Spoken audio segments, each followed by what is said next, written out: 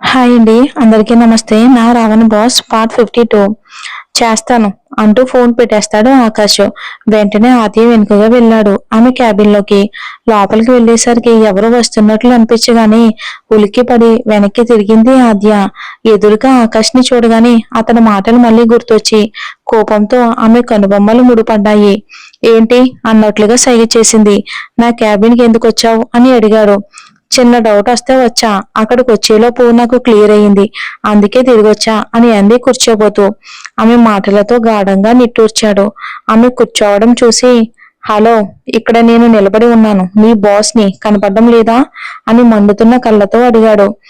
ఇది ఇదే ఇతని అసలు స్వరూపం, ఎన్నాళ్ళో చూసిందంత నాటకం అంటూ ఆమె మనసు ఆమె మెదడుకు వత్తాసు పలుకుతుంది. అయితే నిన్ను కూర్చోకుండా నేను ఆపానా అని అడిగింది కనుబొమ్మలు ఎగరేసి. అప్పటికే గుండె దాకా పాకిన మంట నశాలానికి ఎక్కింది. నిన్ను అంటూ ఆమెను చెయ్యి పట్టుకుని ఒక్క ఉదుటను లేపేశాడు. కళ్ళు మూసి తెరిచేలోపు ఆద్య అతని ముందు అడుగు దూరంలో నిలబడి ఉంది. ఆమె చెయ్యి అతని చేతిలో ఉంది. అది చూడగానే ఆద్యకి కోపం పెరిగిపోయింది. ఆమె చేతిని అలా పట్టుకోవటానికి అతనికి ఏం హక్కు ఉంది? ఇందాక అతని మాటల ప్రభావంతో అతను ఇప్పుడు చేసిన పని ఆమెకు అసహ్యంగా అనిపించింది. వెంటనే విడిపించుకోవటానికి ప్రయత్నించింది ఆద్య. కానీ అతను వదల్లేదు. మర్యాదగా వదిలిపెట్టు అని పొర్లు కొరుకుతూ అంది. ఆమె కళ్ళల్లో కోపం, ద్వేషం స్పష్టంగా కనిపించాయి అతనికి. దేన్నైనా తేలిగ్గా తీసుకోగలడు, కానీ ఆద్య కోపం మాత్రం అతనిలో మరింత ఉక్రోషాన్ని పెంచుతుంది. ఆమె రెండు చేతులను పట్టుకుని పైకి పెట్టి గోడ కాంచాడు. ఆమె కళ్ళల్లో కళ్ళు పెట్టి ఆమె ఎర్రబడిన కళ్ళల్లో కాసేపు నిశ్శబ్దంగా ఉండిపోయాడు. అప్పుడు ఆకాష్ ఊపిరి ఆమెకు కంపరంగా అనిపించింది. అతనికి ఆమె అంటే జాగ్రత్త లేదు, ఇష్టం లేదు. ఆయన అతను అలా పట్టుకున్నాడంటే అది ఆమె మీద కోపంతోనే, ద్వేషంతోనే. ఆ ద్వేషాన్ని ఆమె అంగీకరించలేదు. మర్యాదగా వదులు అంది కత్తులాంటి కళ్ళతో. ఇంకొకసారి నా ముందు నోరెత్తే సాహసం చెయ్యకు అన్నాడు ఆకాష్ ఆమె చేతులను వదిలిపెట్టి. అవసరమైతే చెయ్యి కూడా ఎత్తుతాను, నా దగ్గర జాగ్రత్తగా ఉండు అని వేలు చూపిస్తూ అంది. ఆకాష్ కళ్ళు అగ్ని గోళాలయ్యాయి. మర్యాదగా మాట్లాడాద్యా అని గొంతు పెంచి అన్నాడు ఆకాష్. ఎవరికి మర్యాద ఇవ్వాలో, ఎవరికి ఇవ్వకూడదో నాకు బాగా తెలుసు. నీలాంటి వాడికి చచ్చే పరిస్థితిలో ఉన్నా నేనెప్పటికీ మర్యాద ఇవ్వను. నా క్యాబిన్ నుండి బయటకు పో అని అరిచినట్టుగా అంది ఆద్య. ఇక ఆమె మాటల్ని తట్టుకోవటం అతని వల్ల కాలేదు.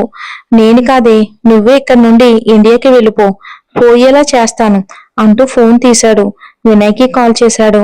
రేయ్, నువ్వు డాడీని ఎలా ఒప్పిస్తావో నాకు తెలీదు, బట్ ఇది మాత్రం ఇక్కడ ఉండకూడదు. వెంటనే ఇండియాకి పారిపోవాలి. ఇక్కడ ఉంటే ఇదేనా ఉండాలి లేక నేనైనా ఉండాలి అంటూ అతనికి ఫోన్లో చెప్తూ బయటికి నడిచాడు. కాసేపటి వరకు ఆకాష్ మాట్లాడుతున్నదేంటో అర్థమే అవ్వలేదు వినయ్కి. అక్కి, నీకు మైండ్ ఉండే మాట్లాడుతున్నావా? ఆద్యని ఇండియాకి వచ్చేలా చెయ్యాలా అని ఆశ్చర్యంగా అడిగాడు. జరిగింది మొత్తం వినయ్కి వివరించి ఆద్యకి ఇక్కడ తన దగ్గర ఉండకూడదని కరాఖండిగా చెప్పేశాడు ఆకాష్ వినయ్తో. ఆకాష్ వెళ్ళిపోయాక తన స్థానంలో కూర్చుని జరిగిపోయిన విషయాల గురించి ఆలోచించింది ఆద్య. ఆకాష్ ఇంకా ఆమెను ఇక్కడ ఉండనివ్వడు. దానికోసం జగన్నాథం గారిని అడిగితే ఆయన ఇటు ఆమె వైపు మాట్లాడాలో లేక అతని వైపు మాట్లాడాలో తెలియక సతమతం అవుతూ ఉంటారు. అనవసరంగా ఆమె వల్ల ఆకాష్కి అతని తండ్రి మధ్య చర్చలు రావటం ఆమెకు సరిగ్గా అనిపించలేదు. అంతేకాకుండా ఇక్కడుంటే ప్రతి నిమిషం పృథ్వీనే గుర్తొస్తున్నాడు. అతను పక్కనే ఉన్నట్లు అనిపిస్తుంది ఆమెకు. అతను ఏం చేసినా ఇక్కడ ఆమెకు సహాయపడడానికి ఎవరూ లేరు. ఇండియాలో కూడా ఎవరూ లేకపోయినా తెలిసిన ప్రాంతం అనే ధైర్యం ఉండటం వలన ఇండియాకి వెళ్ళిపోవటమే మంచిదని ఆమె కూడా భావించింది. కానీ అమెరికాలో మేనేజర్ పనిచేసిన తర్వాత ఇప్పుడు ఇండియాకి వచ్చి చేయటం అంటే ఆమె సహోద్యోగులపై అధికారులందరూ చేత కాలేదంటారేమో, చెయ్యలేక వచ్చేసిందంటారేమో. వాళ్ళు ఏమైనా అనుకోనివ్వు, జీవితం వాళ్ళది కాదు తనది. తనకి ఏదైనా సురక్షితంగా సౌకర్యంగా ఉంటుందో ఆమె అది చేయగలదు. గాఢంగా ఊపిరి వదిలి వినయ్కి ఫోన్ చేసింది. ఆకాష్ అప్పటికే ఫోన్ పెట్టేయడంతో అతని ఫోన్ రింగ్ అయ్యింది. జరిగిందంతా మరోసారి చెప్పింది. నేను ఇంకా ఇక్కడ మీ ఫ్రెండ్తో పని చేయలేను. జగన్నాథం సార్ గారికి ఎలాగోలా విషయం చెప్పి నేను ఇండియాకి వచ్చే ఏర్పాట్లు చేయండి అని అంది. వినయ్ ఆకాష్ తరపున క్షమాపణలు చెప్పాడు. ఆమె అక్కడ ఉండాలని నచ్చ చెప్పాలని చూశాడు. కానీ ఆద్య ససేమీరా వినలేదు. ఇద్దరికీ అక్కడ ఉండడం ఇష్టం లేనప్పుడు తను మాత్రం అంతలా బతమాలి ఏం లాభం అనుకుని, సరే ఆద్య, నేను అంకుల్తో మాట్లాడి నీకు టికెట్ బుక్ చేస్తాను అన్నాడు. సరేనంటూ ఫోన్ పెట్టేసింది ఆద్య. జరిగిన వాటినన్నిటి గురించి ఆలోచిస్తూ అలానే కుర్చీలో కూర్చుండిపోయింది బాధగా. తన క్యాబిన్ లోకి వెళ్లిన ఆకాష్ కోపంతో కుర్చీని బలంగా తన్నాడు. సరిగ్గా అప్పుడే వచ్చింది రుచిత. లోపలికి తొంగి చూసి అతని ఎర్రబడిన కళ్ళల్లోకి చూడొచ్చో లేదో తెలియక అని గుటకలు మింగుతూ, సార్ ఫైల్ అంది చిన్నగా. గెట్ అవుట్ అంటూ పొల్లు కొరుకుతూ అరిచాడు అతను. అతని అరుపుతో ఉలిక్కిపడి అక్కడి నుండి పరిగెత్తింది రుచిత. వెళ్ళగానే జాన్ కి విషయం చెప్పింది. మళ్ళీ ఇద్దరి మధ్య ఏదైనా గొడవ అయిందేమో అనుకున్నాడు అతను. ఆద్య దగ్గర కనుక్కోవాలనుకుని క్షణం ఆగాడు. ఆద్య మామూలుగానే కోపంగా ఉంటుంది. అలాంటిది పరిస్థితులు అంటే ఊహించేందుకే సాధ్యపడలేదు అతనికి. నిశ్శబ్దంగా ఉండిపోయాడు జాన్. సమస్యకు సంబంధించి ఇద్దరు నిర్ణయాలు అయిపోయాయి. ఇద్దరు దారులు వేరయ్యాయి. ఆద్యకి మాత్రం ఏ రకమైన పశ్చాత్తాపం లేదు. ఆ వ్యక్తి మీద ఆమెకున్న భయం ఆమె తనంతట తానే ఓటమిని అంగీకరించేలా చేసింది. ఎవరి ముందు తలవంచని తనకు చేత కాలేదని ఒప్పుకునేందుకు అంగీకరించని ఆద్య ఈ రోజు అతనంటే ఉన్న భయంతో ఏ అవకాశమైతే కావాలని వాదించిందో ఇప్పుడు ఆ అవకాశాన్ని అనర్హురాలని చెబుతూ వెనుతిరగాలనుకుంది. భయం మనలో వీలైనన్ని సాకులను చెప్పిస్తుంది. ఏ పరిస్థితినైనా లేదా సంఘటనైనా ఎదుర్కొనేందుకు మనం భయపడితే అది చెయ్యకుండా ఉండేందుకు కారణాలు వెతకడంలో మన మెదడు చాలా చురుగ్గా పనిచేస్తుంది.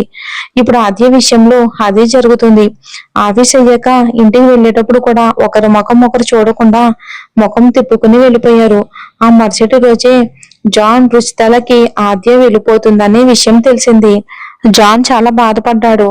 ఆద్య ఆఫీస్కి రాగానే ఆమె క్యాబిన్ లోకి వెళ్ళాడు.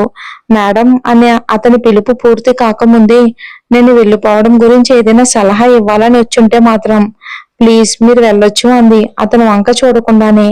ఏదో అడగాలని ఇంకేదో చెప్పాలని వచ్చిన వాడల్లా ఆమె మాటతో ఆ ప్రయత్నాలన్నీ విరమించుకుని ఈ ఫైల్ అంటూ ఆమె వైపు చూశాడు. అతను వంక కాకుండా ఆ ఫైల్ వంక చూసి అక్కడ పెట్టి వెళ్ళండి అంది. సరేనంటూ వెళ్ళిపోయాడు జాన్.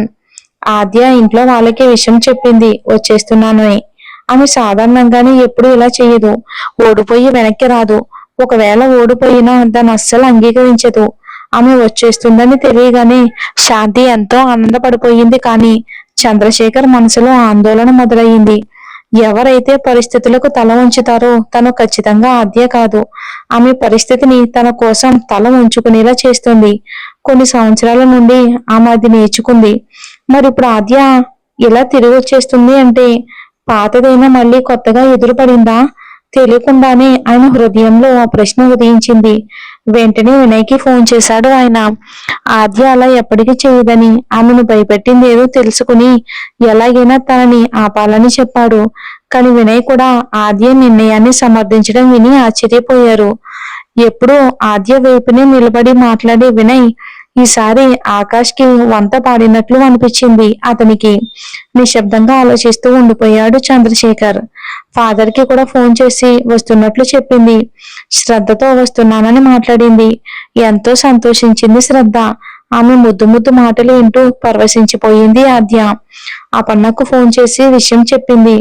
ఆ అమ్మాయి ఎలా ఉందో మరోసారి కనుక్కుంది.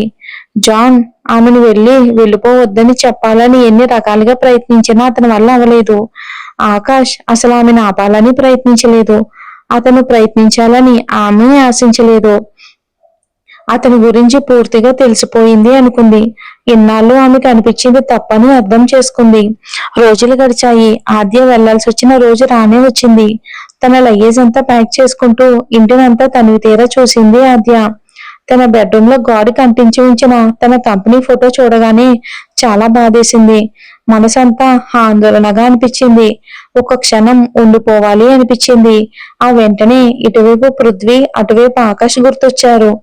గాఢంగా ఓ నిట్టూర్పు విడిచి మళ్ళీ సర్దుకోవటంలో మునిగిపోయింది ఆద్య. జాన్, రుచిత ఆద్య ఇంటికొచ్చారు. ఆకాష్ ఫ్లాట్ కూడా వెళ్లి అతన్ని కలిసి ఆద్యకి సెండ్ ఆఫ్ ఇవ్వడానికి ఎయిర్పోర్ట్ వరకు రమ్మని పిలిచారు.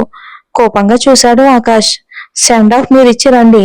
మేడం గారు సేఫ్ గా ఇండియాకి వెళ్తున్నందుకు మీకు పార్టీ నేనిస్తా అంటూ ఆమె వెళ్లిపోవటంలో అతనికి ఎంత సంతోషం ఉందో ఒక్క మాటలోనే చెప్పేశాడు ఆకాష్. గాఢంగా నిట్టూర్చి వెన్ను తిరిగాడు జాన్. ఆద్య లగేజ్ మొత్తాన్ని కారులో పెట్టడంలో డ్రైవర్ కి సహాయపడుతూ ఆమె వెళ్లిపోవటం అతనికి ఎంత బాధో తెలియచేశాడు జాన్. డ్రైవర్ కారు తీయగా లోపల కూర్చుంటూ, నాకు సహాయం చేసినందుకు చాలా థ్యాంక్స్ మిస్టర్ జాన్. మళ్ళీ నేను మిమ్మల్ని కలవకపోవచ్చు. మీకు చాలా టాలెంట్ ఉంది. ఈ కంపెనీకి మీ సేవలు ఇంకా అవసరం. ఏం జరిగినా సరే కంపెనీకి అండగా ఉంటానని ఆశిస్తున్నాను అంది. ఆ పక్కనే ఉన్న రుచితని చూసి, మనం చేసే పనిలోని మన లక్షణాలు ఏంటో తెలుస్తాయి. మీ తెలివితేటలను ఎప్పుడూ కంపెనీ కోసం కష్టపడేలా చేస్తారని కోరుకుంటున్నాను అంది. షూర్ మేడం అంది ఆమె నవ్వుతూ. బదులుగా నవ్వలేదు ఆద్య. ఆఫీస్ టైం అవుతుంది, ఇక మీరు వెళ్ళండి, నేను వెళ్ళిపోతాను అంది. అదేంటి మ్యామ్ అలా అంటారు? మేము ఎయిర్పోర్ట్ వరకు వచ్చి మీకు సెండ్ ఆఫ్ ఇస్తాం అని కనుబొమ్మలు ముడివేసి అన్నాడు జాన్. నో నో వద్దు జాన్, మీరు ఆఫీస్కి వెళ్ళండి. సెండ్ ఆఫ్ ఇక్కడే ఇస్తే సరిపోతుంది. దానికోసం పని మానుకోవటం ఎందుకు అంది ఆమె. ఆ తర్వాత ఎన్ని రకాలుగా జాన్ వస్తానని చెప్పినా వినకుండా అతన్ని ఆఫీస్కు తీసుకెళ్లమని రుచితకి పురమాయించి కార్ స్టార్ట్ చేయమని డ్రైవర్ కి చెప్పింది. అలా ఒంటరిగానే ఎయిర్పోర్ట్ కి వెళ్ళింది ఆద్య. అక్కడ నుండి ఫ్లైట్ ఎక్కితే పని అయిపోతుంది. ఇక నేరుగా ఇండియాలో దిగడమే. అక్కడ నుండి వెళ్ళిపోతే పృథ్వీ ఇక ఆమె జోలికి రాడు అనుకుంది. ఎక్కడో చిన్నగా భయం ఉన్నా ఇక్కడైతే ఆకాష్ కూడా అతని లాగానే కనిపించడంతో ఆమెకి ఇంకా అక్కడ ఉండేందుకు మనస్కరించలేదు. కానీ అనుకుంటే ఏం చేసైనా సరే సాధించుకునే పృథ్వీ కేవలం ఇండియా వెళ్ళటం వల్లనే ఆమెను వదిలి పెడతాడు అనుకోవడం ఎంత మూర్ఖత్వమో అర్థం చేసుకోలేకపోయింది ఆద్య. వెళ్లి ఫార్మాలిటీస్ అన్ని పూర్తి అవగానే ఫ్లైట్ ఎక్కింది. విండో వైపు సీట్ ఆమెది. అందులో కూర్చుని హాయిగా ప్రశాంతంగా దాని నుండి బయటికి చూసింది. ఇంకొన్ని నిమిషాల్లో ఫ్లైట్ టేకాఫ్ అవబోతుంది అని వినబడుతూ ఉండగానే ఆమె హృదయం శాంతించింది. అయితే ఇంతలో పక్క సీట్లో ఎవరో కదులుతున్నట్టు అనిపించగాని అటువైపుగా తిరిగింది ఆద్య. గర్వంగా నవ్వుతూ, నా నుండి ఎక్కడికి పారిపోతావు అన్నట్లుగా రెప్ప వేయకుండా ఆమె వైపు తదేకంగా చూస్తూ ఉన్నాడు పృథ్వీ. మరి ఏం జరుగుతుందో వచ్చే ఎపిసోడ్ లో చూద్దాం.